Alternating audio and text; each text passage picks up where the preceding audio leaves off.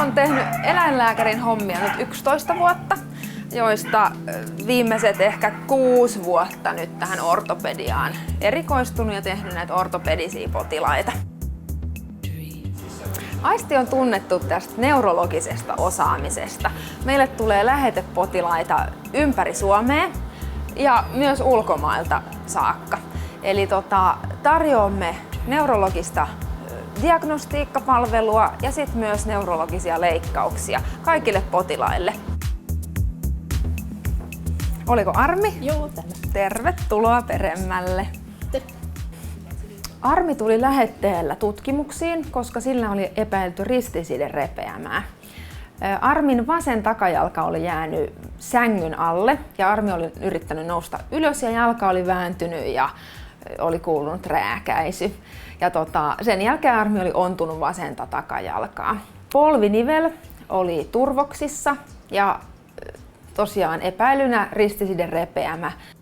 Me ollaan nyt tutkittu toi oikea puoli jo, eli se on se terve puoli, siitä aloitetaan ja nyt mennään tähän vasempaan puoleen. Meidän epäilys oli tää vasen takajalka. Niin aloitetaan täältä etujalasta. Polvessa etumaisen ristisiteen repeämistä tutkitaan ihan polven perustesteillä, jota on koukistus ja ojennus ja polvinivelen palpaatio. Lisäksi polvinivelen tutkimiseen on tällaisia erikoistestejä, joista yksi on sääriluun kompressiotesti. Toinen testi on niin kutsuttu vetolaatikkotesti. Ja näillä kummallakin testillä tutkitaan sitä, liikkuuko se sääriluu epänormaalin paljon suhteessa reisiluuhun. Mä tein Armille nämä molemmat testit ja kumpikin testi oli negatiivinen. Eli tosta se ei niinku tykkää. Mä sanoisin, että ristiside on ehjä, mutta mä ottaisin kuitenkin röntgenkuvat. Totesin kuitenkin kipureaktion polvinivelen sisäsivulla ja lievää nivelturvotusta.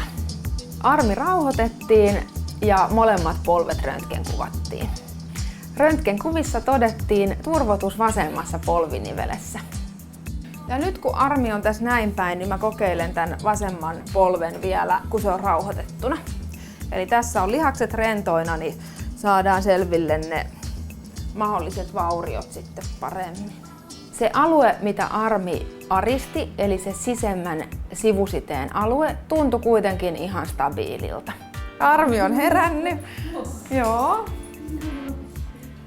Mä voin rauhoitettuna kokeilin sen ristiside-asian vielä, niin ei oo sitä ristisiderepeämää, ei ainakaan täydellistä. No sit toisia asioita, mitä siellä voi olla, mitä me ei nyt pystytä niinku selväksi sanomaan, on siellä voi olla osittainen repeämä siinä ristisiteessä tai sit siellä voi olla kierukkavamma. Mut meidän ei nyt tarvii siihen leikkaukseen lähteä suorilta. Armi sai lääkkeeksi, hoidoksi kipulääkettä ja lepoa.